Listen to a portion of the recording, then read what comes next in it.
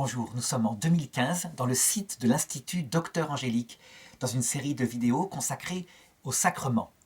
Et nous en sommes rendus au sacrement de l'ordre. Dans cette troisième vidéo, donc après avoir vu la réalité profonde que confère ce sacrement, je voudrais aborder le rituel du sacrement lui-même, ça veut dire sa forme et éventuellement sa matière s'il y en a une. En effet, puisque c'est un signe sensible, eh bien, il y a forcément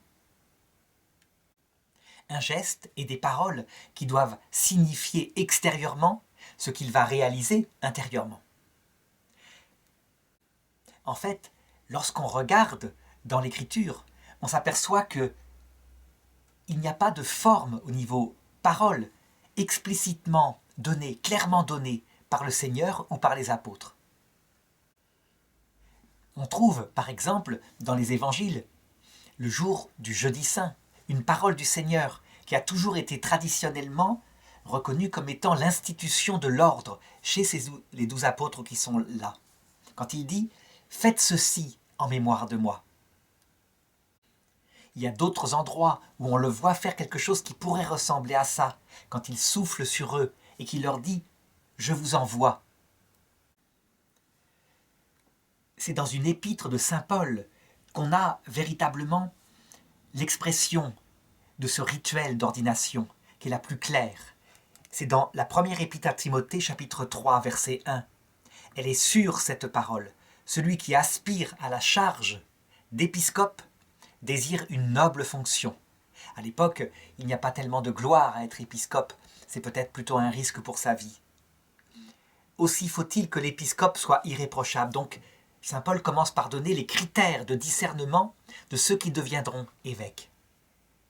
Et ensuite, au chapitre 5, verset 22, il dit à Timothée, « Ne te hâte pas d'imposer les mains à qui que ce soit, ne te fais pas complice des péchés d'autrui, garde-toi pur. » Ça veut dire que dans ce rituel d'ordination, le soin avec lequel doit être choisi le candidat est quelque chose d'essentiel. Saint Paul cite un petit peu avant qu'il doit être mari d'une seule femme, non-buveur, ayant élevé ses enfants. Celui qui ne sait pas gérer sa famille, comment pourrait-il gérer l'Église?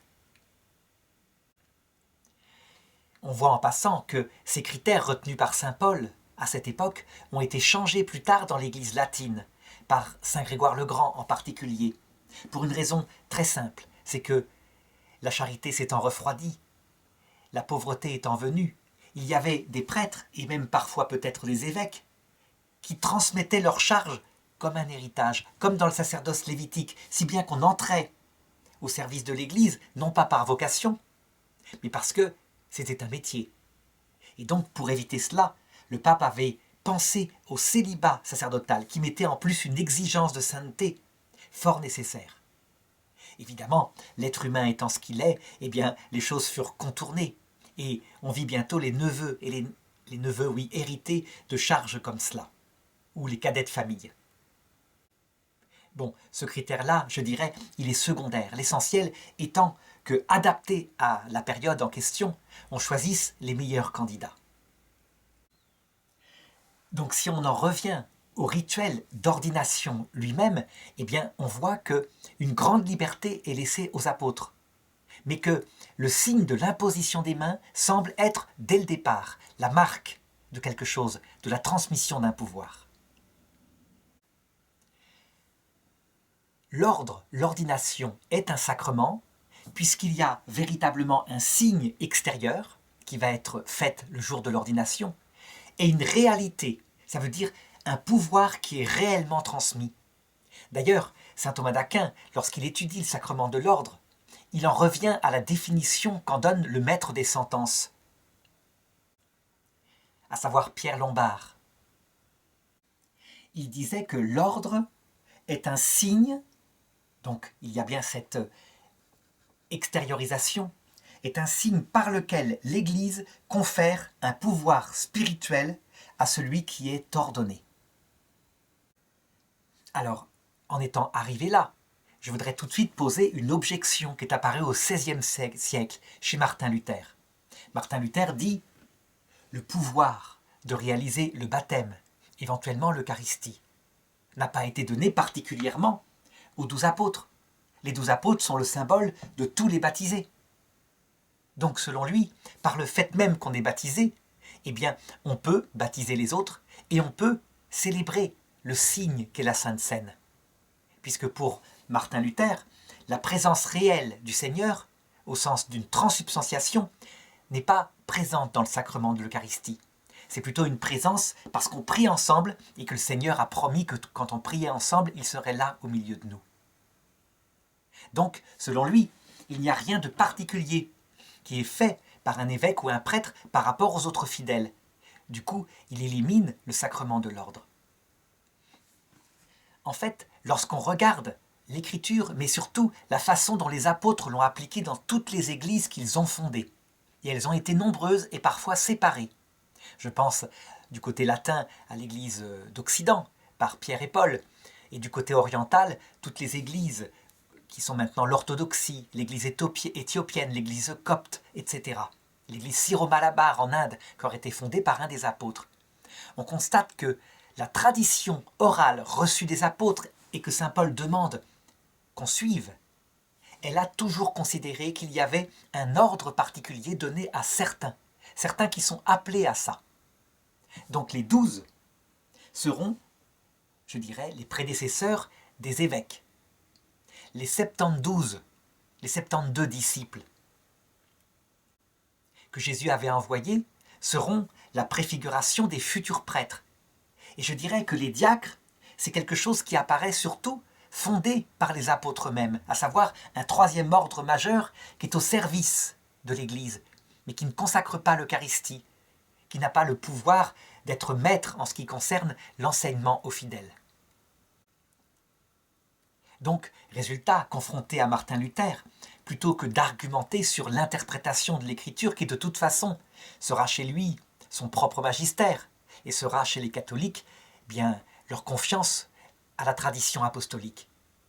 Je crois qu'il faut garder ce qui a été institué dès le départ, et donc admettre qu'il y a un pouvoir particulier dans l'Église, qui est transmis de génération en génération par les apôtres. D'ailleurs, le premier acte que font les apôtres, dans le livre des Actes des Apôtres, après la mort de Judas, c'est de fonder la succession apostolique. Saint Pierre en prend l'initiative, il faut un successeur à Judas.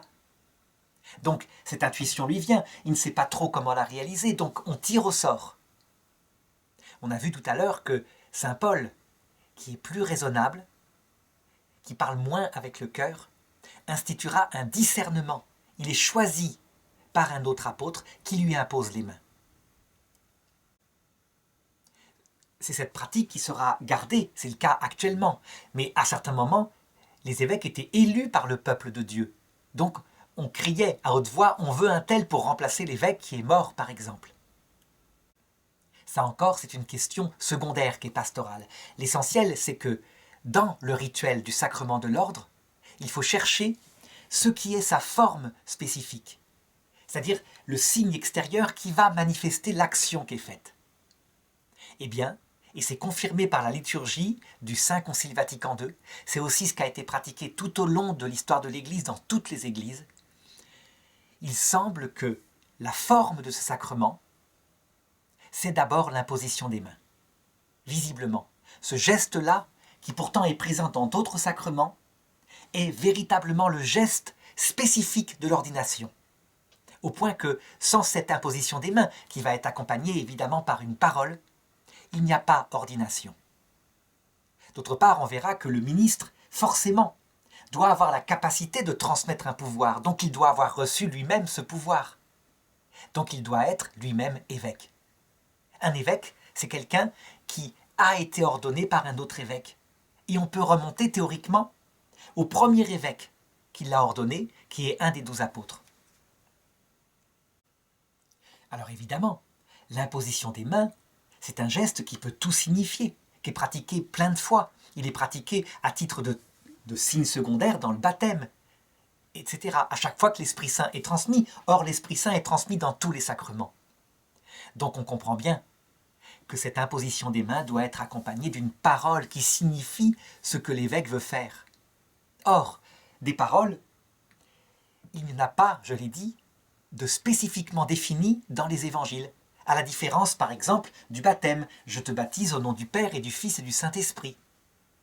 Résultat, on doit en conclure que la parole est laissée à la libre appréciation de l'Église. Et effectivement, dans les diverses églises, diverses paroles ont été composées, l'essentiel étant qu'elles signifient ce que veut faire l'évêque quand il ordonne. Et donc, l'étendue du pouvoir qu'il donne doit être signifiée précisément par cette parole. Avant le Concile Vatican II, il faut remarquer qu'il y avait un ordre majeur qui n'existe plus, le sous-diaconat. L'Église l'a supprimé, ce qui indique sa liberté. Le sous-diaconat, c'était la transmission d'un pouvoir lointain par rapport à l'Eucharistie, et il a été décidé que le diaconat l'inclurait, et ça suffirait bien. Donc l'Église pourrait multiplier les ordres majeurs en spécifiant ce qu'elle donne explicitement et ce qu'elle ne donne pas. Après le Concile Vatican II, il a été décidé qu'il n'y aurait que 3 ordres majeurs, 3, ministères ordonnés, donc le diacre, le prêtre et l'évêque. Eh bien, le rituel d'ordination de ces 3 ordres majeurs va préciser quelque chose qui est essentiel, qui est le rituel essentiel qui doit être pratiqué, et une série de choses qui sont secondaires, qui vont approfondir la signification du pouvoir transféré. Mais si ces choses secondaires ne sont pas données, le sacrement a vraiment eu lieu. Eh bien, à chaque fois, ce qui est essentiel, c'est la partie où les mains sont imposées par l'évêque. Dans le cas de l'ordination épiscopale, il est évident que seuls les évêques présents imposeront les mains, puisqu'il doit conférer un pouvoir que seuls eux possèdent. Dans le cas de l'ordination sacerdotale, donc pour le prêtre, l'évêque impose les mains, mais les autres prêtres vont aussi imposer les mains individuellement sur chaque personne qui va être ordonnée. Et le choix de ce geste d'imposition des mains, non seulement il est apostolique, mais on voit bien à quel point il correspond, puisqu'il s'agit de transmettre non seulement un pouvoir, et ça, on le verra avec un caractère qui est donné une seule fois, mais l'Esprit Saint qui va avec, donc une grâce qui va permettre d'exercer ce pouvoir. Alors autant donner un exemple concret. Par exemple, l'ordination épiscopale d'un évêque. Les évêques qui sont présents pour l'ordination se mettent à côté de l'évêque qui va être ordonné et qui est à genoux. On lui impose les mains et souvent en même temps, afin de solenniser l'instant, on chante le Veni Creator Spiritu, viens Esprit Saint Créateur. Et alors, entouré de toute une série de prières, à un moment donné, les paroles qui signifient ce qui est transféré comme pouvoir sont dites.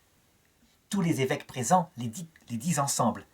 Et maintenant, Seigneur, répands sur celui que tu as choisi la force qui vient de toi, l'Esprit souverain que tu as donné à ton Fils bien-aimé Jésus-Christ, l'Esprit qu'il a lui-même communiqué aux saints apôtres, qui établirent l'Église en chaque lieu, comme ton sanctuaire, à la louange incessante et à la gloire de ton nom. Par ces paroles-là sont bien signifiées l'étendue du pouvoir de l'évêque. Il est vraiment le chef d'une église. Il imite le Seigneur en cela. Et donc tout ce qui va avec, le pouvoir d'ordonner des prêtres, éventuellement d'ordonner des évêques si c'est en communion, si c'est accepté par le souverain pontife. Le pouvoir d'enseigner, de conférer le sacrement de confirmation qui est un sacrement de perfectionnement.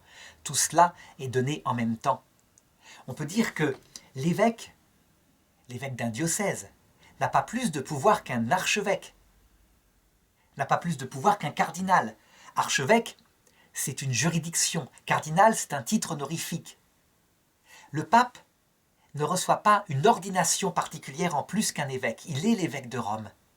Mais il a quelque chose qui vient de par sa fonction, un charisme particulier promis par le Seigneur à la personne de Pierre. Lorsque le pape définit ce qu'il faut croire quant à la doctrine du salut, quand il le définit comme pape, il est protégé charismatiquement de manière infaillible. C'est texto ce que Jésus lui dit quand il signifie « Simon, Satan a voulu te secouer pour te faire tomber comme on secoue un arbre. Mais moi j'ai prié pour toi, afin que ta foi ne défaille pas, Quand tu seras revenu de ta trahison, confirme tes frères dans ta foi.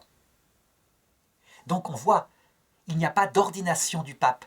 C'est quelque chose de passager qui tombe de par le Seigneur, un charisme, et non pas un caractère sacramentel.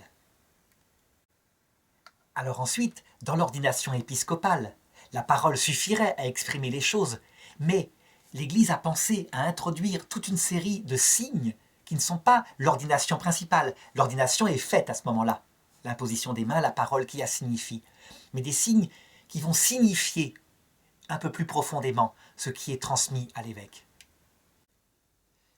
Le signe essentiel, c'est quand on lui remet l'évangile, parce que ça symbolise bien ce qui est sa fonction. Il doit perfectionner, illuminer en perfection les fidèles afin qu'ils s'unissent au Christ et qu'ils aiment le prochain à cause du Christ. Seulement, on pourrait dire, la remise de cet évangile n'est pas cohérente puisqu'elle est remise aussi, ce livre est remis aussi au diacre. Oui, mais ce n'est pas pour la même signification. L'évêque a la perfection de l'enseignement, le diacre, il a reçu la mission de lire l'évangile et de la commenter comme un serviteur en dépendance de l'enseignement de l'évêque. C'est pourquoi il va y avoir d'autres signes qui vont signifier ce pouvoir parfait de l'ordre que reçoit l'épiscopat. Il va y avoir l'onction avec le Saint-Crème sur le sommet de la tête de l'évêque, avec une parole qui signifie ce que ça veut dire, donc la plénitude de la grâce qui est donnée à l'image du Christ. On savait que l'onction de jadis faisait des rois, des prêtres, des prophètes dans l'Ancien Testament. Et donc, c'est ce qui est signifié ici, dans la plénitude du sacrement de l'ordre. On va remettre aussi à l'évêque l'anneau épiscopal et aussi le bâton, disons, la crosse d'évêque, qui signifie évidemment ce rôle de pasteur, le bon pasteur qui marche à la tête de ses brebis et qui les accompagne. Pour ce qui est de l'anneau, il y a quelque chose de l'ordre de l'alliance. Ça signifie la fidélité totale que l'évêque doit à l'Église, qui est un peu l'épouse de son cœur.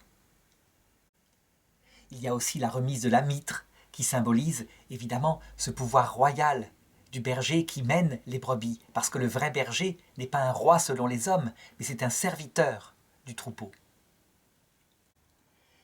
Pour l'ordination des prêtres, eh bien, c'est pareil. Il y a un rituel essentiel, qui est donc l'imposition des mains, et la parole qui l'accompagne. Cette imposition des mains va être faite par l'évêque d'abord. C'est lui qui confère le sacrement de l'ordre, mais aussi par tous les prêtres présents. Et ensuite, il y aura des rituels secondaires qui vont signifier davantage ce qu'on veut faire, la limite du pouvoir qui lui est donné. Le pouvoir principal, c'est de consacrer l'Eucharistie. Et donc, on remettra au nouveau prêtre la calice et la patène, qui signifient quel sera son ministère, l'essence de son ministère. Pour ce qui est de l'onction d'huile, elle ne se fera pas sur le sommet de la tête pour signifier la plénitude de l'enseignement, mais elle se fera sur les mains, qui signifie, je dirais, son pouvoir de consacrer l'Eucharistie, de bénir aussi les fidèles. Pour le diacre, enfin, donc le troisième ordre majeur, eh bien, le rituel central est aussi l'imposition des mains, avec la parole qui accompagne et qui signifie le pouvoir exact qu'il a. Les rituels secondaires comprend la remise de l'évangéliaire, donc du livre des évangiles, accompagné de la parole suivante. Recevez l'évangile du Christ que vous avez la mission d'annoncer. Soyez attentifs à croire à la parole que vous lirez, à enseigner ce que vous avez cru, à vivre ce que vous avez enseigné. On voit que la parole est différente que dans la remise de l'évangile à l'évêque. On va ensuite lui remettre les insignes de son pouvoir, l'étole diaconale qui est une étole portée sur le côté, en travers, et éventuellement la dalmatique, qui est l'habit solennel du diacre, alors que le prêtre porte la chasuble. On voit que ça correspond à la remise de la mitre qui avait été faite à l'évêque. Et, je dirais, par ce langage sensible, le peuple tout entier comprend le caractère exact de cette nouvelle ordination. On voit ainsi à quel point la forme de ce sacrement est parfaitement exprimée. La question qui se pose maintenant, c'est est-ce qu'il y a une matière à ce sacrement? Habituellement, saint Thomas d'Aquin nous apprend, pour discerner ce que c'est qu'un sacrement, à trouver sa matière et sa forme. Eh bien, dans ce qui est le baptême, c'est l'eau qui est la matière. Et cette eau a été consacrée par le Christ lors de son baptême, ou encore plus profondément, à la croix, lorsqu'il est sorti de son cœur de l'eau et du sang. L'eau a donc un pouvoir instrumental, elle signifie et elle peut réaliser, ayant été sanctifiée par le Christ, le baptême. Pour ce qui est de l'Eucharistie, c'est le pain et le vin, l'offrande de tout le peuple, qui va être consacrée et transformée dans la substance du corps et du sang du Christ. Mais en ce qui concerne l'ordination, le sacrement consiste à transmettre un pouvoir que quelqu'un d'autre a reçu gratuitement. On pourrait se dire que la matière, c'est le Saint-Crème puisqu'il est utilisé. Donc cette huile sainte, parfumée, qui est bénie le jour de la messe chrismale. En réalité, saint Thomas d'Aquin nie que ce soit la matière de ce sacrement. Et c'est vrai que parfois, ce rituel n'a pas été exécuté, alors que toujours, ce qui était central, c'était l'imposition des mains accompagnée d'une parole. Et il se justifie ainsi. Il dit, en fait, quelqu'un qui a un pouvoir transmet une partie de son pouvoir ou son pouvoir tout entier. Et donc, on peut dire que c'est le pouvoir même de l'évêque, ce caractère qu'il a reçu lorsqu'il a été lui-même ordonné, qui va être communiqué, en partie ou tout entier. Donc on pourrait presque dire que s'il y a une matière à ce sacrement, ça serait le propre caractère épiscopal de l'évêque qui ordonne et qui est transféré par succession apostolique, un peu comme dans les courses de relais, on transmet le bâton pour que le suivant le transmette, etc., jusqu'au retour du Christ. C'est une façon de voir, pourquoi pas.